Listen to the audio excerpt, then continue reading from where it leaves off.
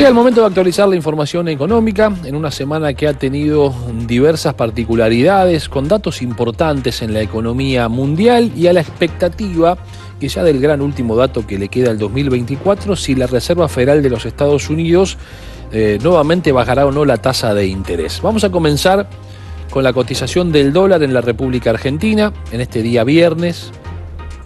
Bueno, comenzamos por las reservas del Banco Central. 31.936 millones de dólares, las reservas brutas del Banco Central. Hoy el Banco Central compró 34 millones de dólares, lleva más de 900 millones adquiridos en el mes de diciembre y casi 700 en lo que ha sido esta semana que hoy concluye, al menos desde el punto de vista de las operaciones de mercado.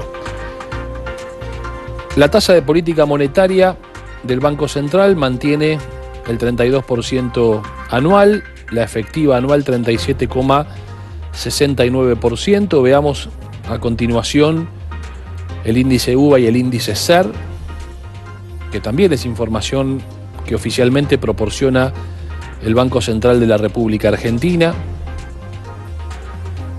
Por supuesto, con mucha atención sobre aquellos que han sido tomadores de crédito UVA o aquellos que están incluso evaluando hacerlo.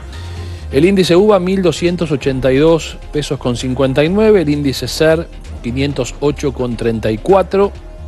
Han seguido muy firme los bonos argentinos, sobre todo los del último canje de la deuda, que son en definitiva los globales, los que después terminan impactando sobre el indicador del riesgo país. Vamos a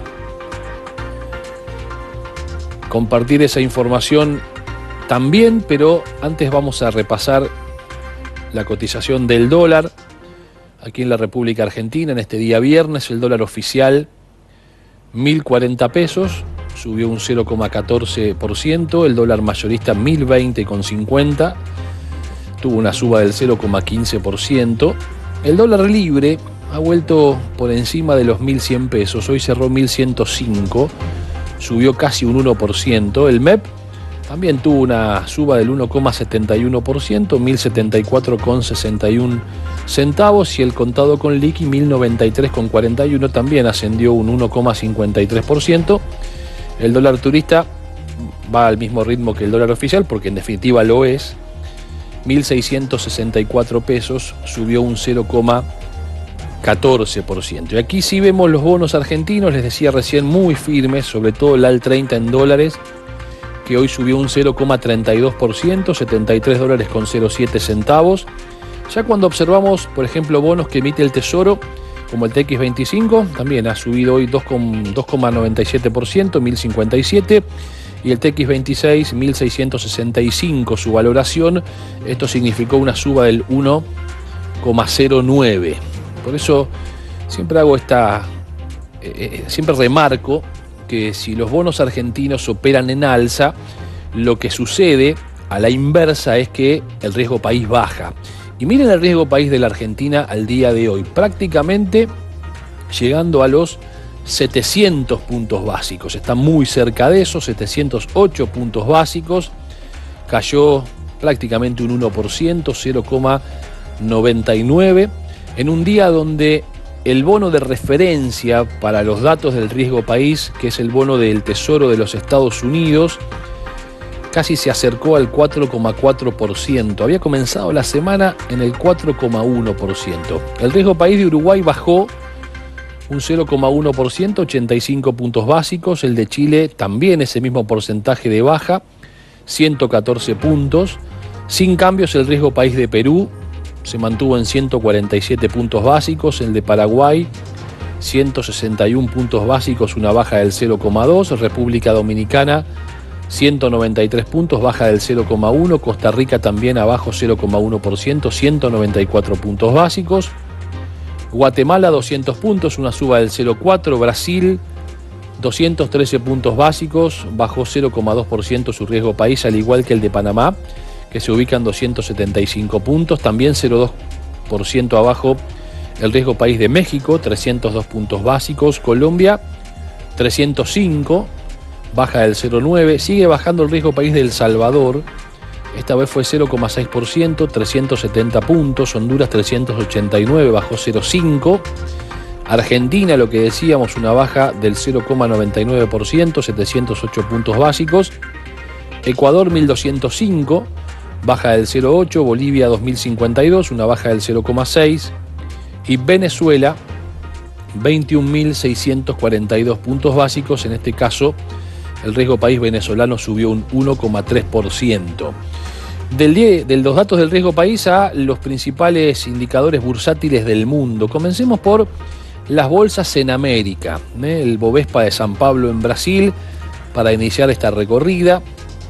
Ya observaremos lo que pasó con el Dow Jones en los Estados Unidos, que ha encadenado una serie de bajas que no se veían desde el año 2020. El Bovespa cerró abajo 0,29%. En México el IPC subió 0,35%. Sigue también firme el Merval. Ha sido una buena semana para el Merval, hoy subió un 1,5%. En Chile el IPSA cayó 0,12%. En Perú el Lima Nigra también cerró en baja 0,84%. En Colombia el Colcap anotó una caída del 0,24%. En Caracas, en Venezuela, el IBC cerró en baja 0,07%. Esto es lo que les decía, ¿no? El Dow Jones, que encadenó la séptima baja consecutiva, 0,2% fue en este caso. El Nasdaq, que operó por momentos en alza, después terminó promediando una baja 0,15%. Y en terreno neutro, el S&P 500, hablamos de los Estados Unidos y de Wall Street. Ya veremos a continuación las bolsas en Europa, el comportamiento en la semana donde el Banco Central Europeo realizó su cuarta baja de tasas de interés. Hoy el IBEX 35 en España cerró en baja 0,11%. En Londres, en Inglaterra, su principal índice bursátil bajó 0,14%. En Alemania el DAX 40 también abajo 0,1%. En Francia el CAC 40 cerró en baja 0,15%. En el día donde se conoció el nombre del nuevo primer ministro francés. En Italia el MIB con suba del 0,09%. En Milán, en Suiza, el SMI cerró en baja 0,18%. Y en Holanda el AEX 25 concluyó a la baja 0,10%. De Europa nos vamos a las bolsas asiáticas, donde en Japón el Nikkei 225 bajó un 0,95%. En Hong Kong el Hang Seng también cerró en baja 2,09%. En Corea del Sur el Kospi anotó una suba del 0,5%. Va recuperando terreno el Kospi después de lo que han sido días de caídas, algunas de ellas pronunciadas como consecuencia de la crisis política que se desató en Corea del Sur. Ya en China los indicadores han caído. El índice Shanghái un 2,01% y el China A50 con una caída del 2,47%.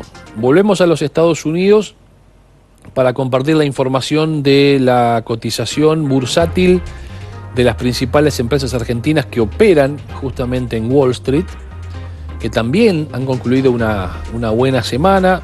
El banco francés hoy cayó 0,7%. Central Puerto cerró en alza 1,6%. Cresud en baja 0,5%. Despegar con suba del 1,6%. Edenor una suba del 2,6%. El Grupo Financiero Galicia con suba del 1,3%. Mismo porcentaje pero de caída para Globant. IRSA con baja del 1,4%. Loma Negra en alza 0,2%. Mercado Libre cayó en la rueda un 2,6%. Pampa Energía cayó 0,1%. Banco Superville con suba del 0,2%. La baja fue de Telecom 1,4%. Transportadora Gas del Sur también abajo 1,8%. Tenaris en alza 0,2%. Ternium en baja 3,2%. E YPF, que también cierra una semana con números en alza, hoy su capitalización bursátil aumentó un 1,3%. Y vamos al panel de las principales empresas tecnológicas. Recién veíamos el global del Nasdaq. Aquí hubo un comportamiento mixto, donde Disney cayó un 1,3%. En el caso de Amazon, 0,6% de caída. Están haciendo anuncios las principales empresas tecnológicas de aportes y donaciones a la fundación vinculada al presidente electo Donald Trump. Amazon es uno de los últimos que ha hecho un anuncio. Microsoft 0,5% abajo, AT&T con suba del 1,1%, Apple cerró en alza 0,1%, Meta, que hoy cayó 1,6%, Mark Zuckerberg, que ya se reunió con Trump, también es un anuncio de donación en las últimas horas, Nvidia con caída del 2,2%, Netflix con baja del 0,7%, Google también cerró en bajas 1,1%, Zoom 3,7% abajo, siguen firmes las acciones de Tesla, más allá de alguna caída en la semana, hoy concluyeron en alza 4,3%, Coinbase abajo 0,7% y Nubank también anotó una caída del 0,4%. Nos queda repasar cómo cerró la semana en cuanto a la cotización del crudo a nivel internacional, me refiero al petróleo, tanto en el mercado Brent como en el mercado de Texas, el WTI. A propósito de ello, vamos a la cotización del petróleo Brent, que hoy subió un 1,27%, $74.34. El petróleo de Texas, el WTI, vamos a observar también la suba que ha tenido en la rueda del día de hoy, 1,53%, $71.09.